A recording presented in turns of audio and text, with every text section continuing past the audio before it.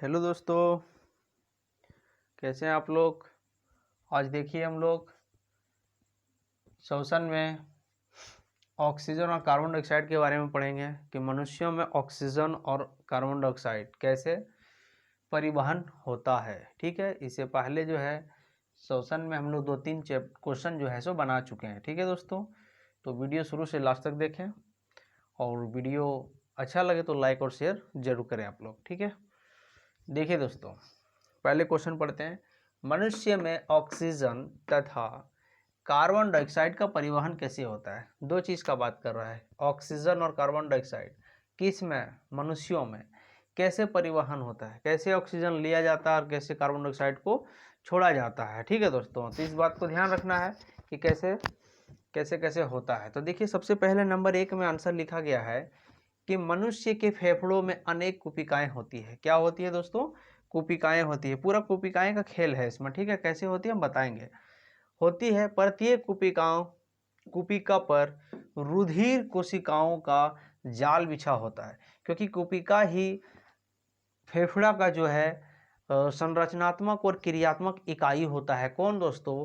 कुपिका जो होता है वो फेफड़ा का संरचनात्मक और क्रियात्मक इकाई होता है, कुपिका। ठीक है, इसलिए पूरा फेफड़ा में जो काम करते हैं दोस्तों, वो पूरा फेफड़ा का काम होता नहीं है, कुपिका काम होता है। ठीक, तो फेफड़ा में मेन कौन है दोस्तों? कुपिका। ठीक है, तो कुपिका कैसा होता है बताएंगे आप लोग को। ठीक है, एक फिगर बना के। तो अब देखिए नंबर 2 में क्या बोल रहा है। इन कोशिकाओं में प्रवाहित होने वाला रुधिर जब कोशिका के संपर्क में आता है दोस्तों, हृदय से जब आपका एक पल्मोनरी जो है, पल्मोनरी एक धमनी है जिसको कहते हैं फुसफुसीय धमनी। क्या बोलते हैं दोस्तों? फुसफुसीय धमनी, जो हृदय से क्या करता है, अशुद्ध खून को लाता है, अशुद्ध ब्लड को लाता है। ठीक है, रुधिर मतलब ब्लड हो गया। रुधिर जब कोशिका के संपर्क में आता है तो कोशिका में उपस्थित ऑक्सीजन किस में उपस्थित होता है दोस्तों? कोशिका में ऑक्सीजन उपस्थित होता है, विसरण द्वारा हीमोग्लोबिन में मिल जाती है। इस प्रकार ऑक्सीजन हीमोग्लोबिन के माध्यम से क्या होता है, सारे शरीर में पहुंच जाता है। तो क्या हुआ, अशुद्ध ब्लड आया और कोशिका के संपर्क में आया। अब क्या है, कोशिका में जो उपस्थित ऑक्सीजन होता है वो विसरण के द्वारा किस में मिल जाता है? हीमोग्लोबिन में मिल जाता है, और ये हीमोग्लोबिन पूरे शरीर में, आपका पूरे शरीर में चला जाता है। नंबर 3 में देखिए, ग्लूकोज के ऑक्सीजन से उत्पन्न कार्बन डाइऑक्साइड रुधिर प्लाज्मा में मिल जाता है। कार्बन डाइऑक्साइड किस में मिल जाता है दोस्तों? रुधिर प्लाज्मा में मिल जाता है। जब यह फेफड़े की कोशिका के संपर्क में, फिर फेफड़े की कोशिका के संपर्क में आता है तो कार्बन डाइऑक्साइड कोशिकाओं में भरे वायु में विसरित हो जाती है और कार्बन डाइऑक्साइड नाक के द्वारा बाहर निकल जाती है। कैसे? तो एक फिगर यहाँ पर हम बनाते हैं दोस्तों, आप लोग देखिए ध्यान से कैसे बनता है फिगर। देखिए फिगर बनाते हैं, क्योंकि फिगर बनाने में थोड़ा टाइम लगेगा। देखिए ये आपका कोशिका है दोस्तों, ऐसे इस तरह से कोशिका होता है। वीडियो में आना चाहिए फिगर। फिगर तो नहीं आ रहा दोस्तों, फिगर तो यहाँ बनेगा नहीं दोस्तों, मिटाना पड़ेगा इधर। तो आप लोग पहले इसको नोट कर लीजिए। ठीक है, क्योंकि इस जो लिखा हुआ है उस चीज़ को हम आपको फिगर में समझाते हैं, बहुत आपको अच्छा से समझ में आएगा। ठीक है दोस्तों, चलिए इसको आप नोट करिए, तब तक मिटा देते हैं। चलिए फिगर बनाते हैं। देखिए, कहने का मतलब है दोस्तों, ये आपका कोशिका है। ठीक है ना, देखिए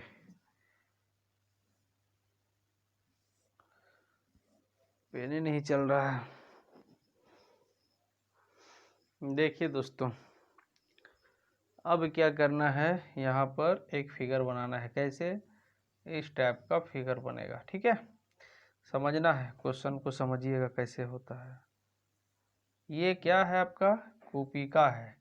ठीक है, आ रहा है वीडियो में। चलिए बहुत बढ़िया। देखिए तेजी से समझते हैं। कहने का मतलब ये है दोस्तों, यहाँ एक होता है फुसफुस। ठीक है, फुसफुसीय धमनी। ठीक है, ठीक है दोस्तों, फुसफुसीय धमनी है जो क्या करता है, यहाँ से लाता है दोस्तों फुसफुसिया धमनी, तो यहाँ से आता है कार्बन डाइऑक्साइड, यहाँ पर क्या आता है दोस्तों, इम्प्योर ब्लड आता है, इम्प्योर ब्लड, ठीक है, इम्प्योर ब्लड आता है यहाँ पर।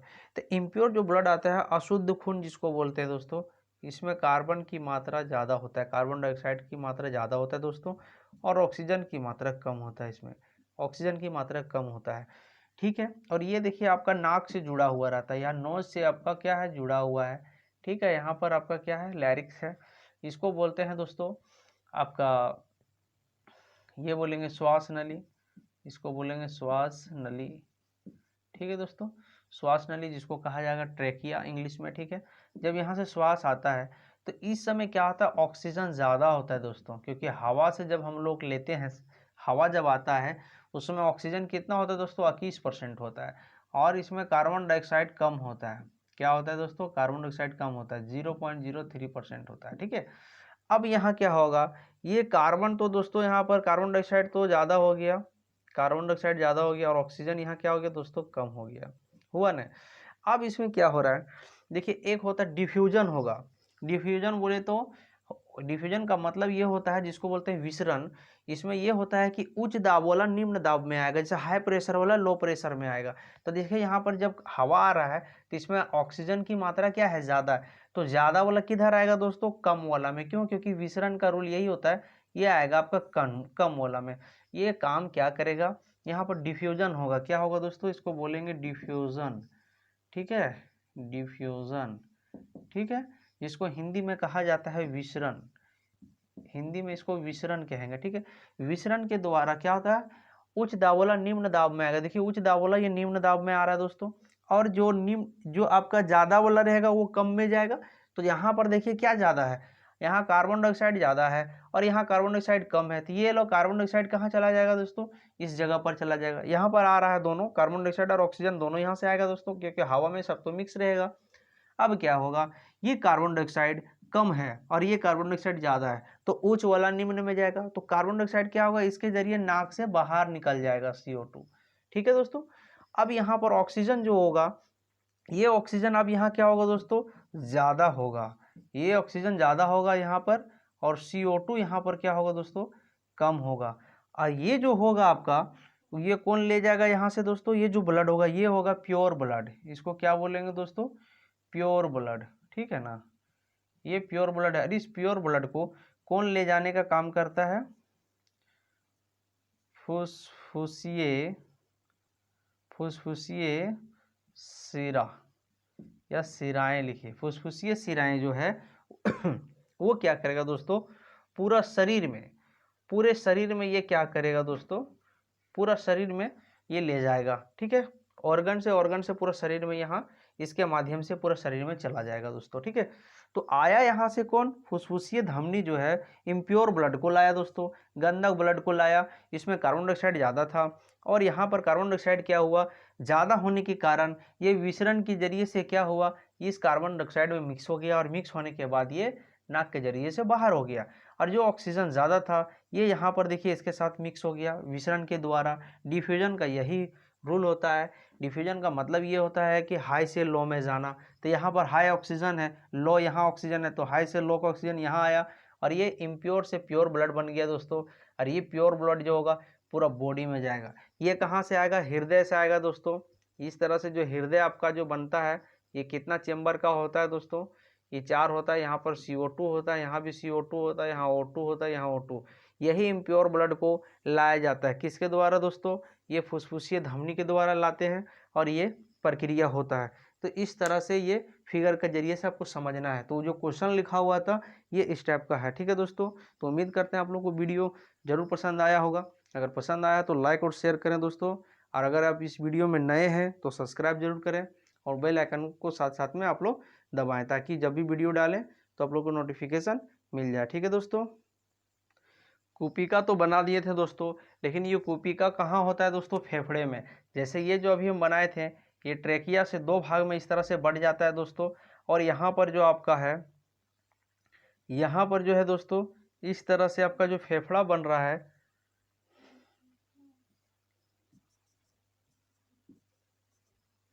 इस तरह जो फेफड़ा बन रहा है दोस्तों, यहाँ से 1 मिनट दोस्तों। तो देखिए दोस्तों, कहने का मतलब है जैसे ये आपका ट्रेकिया हो गया दोस्तों। ट्रेकिया किसको बोलेंगे दोस्तों? श्वास नली हो गया। और ये श्वास नली दोस्तों 2 भाग में इस तरह से बट गया। ठीक है दोस्तों, 2 भाग में बट गया। जैसे यहाँ पर आपका ये जो फेफड़ा है दोस्तों, इस टाइप का जो फेफड़ा है आपका, यहाँ देखिए ये होता है बड़ा फेफड़ा, और ये होता है कि दोस्तों आपका छोटा फेफड़ा होता है। ठीक है दोस्तों, ये आपका छोटा फेफड़ा होता है। ठीक है, ये बड़ा होता है, ये छोटा होता है। ठीक है, ये छोटा होता है। इसको बोलते हैं लेफ्ट साइड। ठीक है दोस्तों, जिसको बायां कहा जाता है हिंदी में। और इसको बोलते हैं दोस्तों दायां, दायां साइड है दोस्तों। ठीक है, जिसको राइट कहा जाता है। यहाँ पर देखिए दोस्तों, ये देखिए, ये तो ट्रेकिया है, लेकिन यहाँ से बहुत सारे ये इस टाइप का रहता है, जिसको ब्रोंकस कहते हैं, जिसको बोलते हैं वायु कोष्ठ नलिका। और यहाँ पर कूपिकाएं दोस्तों इस तरह से कूपिकाएं होते हैं। कूपिकाएं दोस्तों इस तरह से होता है, दोनों साइड में इसी तरह होता है दोस्तों। बहुत सारा कूपिकाएं होते हैं। एक फेफड़ा में 1 लाख होता है दोस्तों, 1 लाख होता है। एक फेफड़ा में 1 लाख होगा, तो दूसरा फेफड़ा में भी 1 लाख होगा दोस्तों। तो दोनों मिला के दोनों फेफड़ा में 2 लाख हो गया। ये कूपिकाएं बेलून आकार का होता है दोस्तों, जिसको बोलते हैं अंगूर जैसा होता है। और यही कूपिकाएं जो होता है इस टाइप का, हम एक ठो बताए थे आप लोग को, ये कूपिकाएं बताए थे। तो इस तरह से एक लाख 2 लाख का होता है। तो एक का कार्य इस तरह होता है, तो सभी कूपिकाएं इस तरह से कार्य करते हैं। ठीक है दोस्तों, इसमें और बहुत कुछ समझना है, तो जितना क्वेश्चन पूछा गया उसी के अनुसार आंसर देना है दोस्तों। ठीक है, देखिए दोस्तों नेक्स्ट क्वेश्चन। नेक्स्ट क्वेश्चन में क्या है, ग्लूकोज के ऑक्सीजन से भिन्न जीवों में ऊर्जा प्राप्त करने के लिए विभिन्न पथ क्या है? अलग अलग तरीका पूछ रहा है, अलग अलग क्या क्या रास्ता इसका हो सकता है। ग्लूकोज के ऑक्सीजन से, ग्लूकोज के ऑक्सीजन से विभिन्न जीवों में ऊर्जा प्राप्त करने के लिए, विभिन्न जीवों, एक का बात नहीं कर रहा, अलग अलग जीवों में ऊर्जा प्राप्त करने के लिए विभिन्न पथ क्या है? तो इसके 2 रास्ते हो सकते हैं, मतलब 2 पथ हो सकते हैं। पहला हम बता रहे हैं, दूसरा बाद में बताएंगे। ठीक है, तो पहला पथ में क्या बोलता है कि 6 कार्बन वाले ग्लूकोज, क्योंकि ग्लूकोज में क्या होता है दोस्तों C6 होता है, ऐसे होता है ना, H12 और O6 होता है, ऐसे होता है दोस्तों। तो कहने का मतलब है कि 6 कार्बन वाले ग्लूकोज अणु कोशिका द्रव्य में 3 कार्बन वाले पायरुवेट अणु तथा ऊर्जा टूटता है। 6 कार्बन वाला किस में टूटता है? 3 कार्बन वाले में। 6 कार्बन वाले 3 कार्बन वाले टूटता है पायरुवेट में। ठीक है, तो 6 वाला किस में? 3 में टूट जाता है। ठीक है, एवं ऑक्सीजन की अनुपस्थिति, इसमें ऑक्सीजन नहीं होता है। ऑक्सीजन की अनुपस्थिति क्या है? अनुपस्थिति की क्या है? ऑक्सीजन की अनुपस्थिति में पायरुवेट, इथेनॉल, कार्बन डाइऑक्साइड और ऊर्जा में टूटता है, क्योंकि इसमें ऑक्सीजन नहीं हो पाता है। तो ये क्या होता है दोस्तों, ईस्ट जो है, ईस्ट है आपका, वो क्या होता है, वो क्या हो रहा है कि ऑक्सीजन की अनुपस्थिति में क्या होता है, ये किस में टूट जाता है दोस्तों? इथेनॉल और कार्बन डाइऑक्साइड और ऊर्जा में। CO2 क्या है दोस्तों? Carbon dioxide. इथेनॉल है, इथेनॉल का सूत्र क्या होता है दोस्तों? C2H5OH होता है। इसका सूत्र क्या होता है दोस्तों? C2H5OH होता है। ठीक है, तो इसको हमको नहीं लिखना है। तो अभी इथेनॉल में और कार्बन डाइऑक्साइड और ऊर्जा में ये टूट जाता है। ठीक है, किस में? ये ऑक्सीजन की, यहाँ पर नहीं, ईस्ट की उपस्थिति में ना। यहाँ पर क्या है आपका? ऑक्सीजन का अनुपस्थिति हो रहा है। देखिए, ऑक्सीजन का अनुपस्थिति, ऑक्सीजन की मात्रा नहीं रहता है, मतलब ऑक्सीजन के नहीं होता है। ठीक है, तो ये जो होता है इथेनॉल और कार्बन डाइऑक्साइड और ऊर्जा में टूट जाता है। ठीक है, ये आपका क्या होता है? जाइमेज नामक एंजाइम की उपस्थिति में, जो ईस्ट है, जिसे किण्वन कहते हैं। क्या दोस्तों? किण्वन कहते हैं। क्या है लिखा हुआ? ईस्ट जो है, ईस्ट जो है, कोशिका में यह क्रिया किसके कारण होता है? जाइमेज नामक एंजाइम की उपस्थिति में होती है। ठीक है, कहाँ होता है दोस्तों? ईस्ट कोशिका में। तो देखिए ईस्ट है यहाँ पर ऑक्सीजन नहीं होगा, ऑक्सीजन की अनुपस्थिति में यह काम होता है। ठीक है दोस्तों, पहला हो गया। दूसरा हम लोग देखेंगे। देखिए दोस्तों, इसका दूसरा रास्ता, इसका दूसरा पथ, क्योंकि 2 पथ है तो पहला पथ कंप्लीट हुआ। दूसरा पथ में क्या बोलता है? क्वेश्चन को ध्यान से समझिएगा, जो आंसर बोल रहे हैं वो ध्यान से आप लोग सुनिएगा। बहुत ही इजी है, कोई दिक्कत नहीं है। आप एक बार बढ़िया से सुन लिए तो आप आराम से इसको लिख सकते हैं, बना सकते हैं, आप समझ लिए तो। देखिए दूसरा नंबर में क्या है, तो कोशिका द्रव्य में, कहाँ बात कर रहा है दोस्तों, कोशिका द्रव्य में 6 कार्बन ग्लूकोज अणु 3 कार्बन पायरुवेट अणु में टूटता है। फिर से एक बार समझाते हैं, कोशिका द्रव्य में जो 6 अणु वाला है वो कितना है, 3 कार्बन पायरुवेट अणु में टूटता है और ऊर्जा मुक्त होती है। जब ऐसा होता है दोस्तों, जब 6 वाला 3 में टूटता है पायरुवेट में, तो क्या मुक्त होती है, ऊर्जा। देखिए ऊर्जा मुक्त होती है। फिर पुनः ये प्रक्रिया फिर से चालू होता है।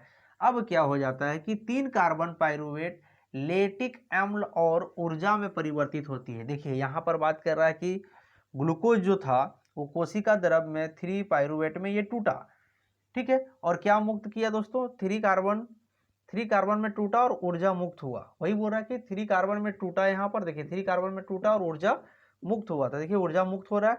फिर यह प्रक्रिया आगे भी चला, पुनः 3 कार्बन पायरुवेट लेटिक अम्ल और ऊर्जा में था। देखिए लेटिक अम्ल और ऊर्जा में ये फिर परिवर्तित होता है। ऐसा हमारे पेशियों में उस समय होता है।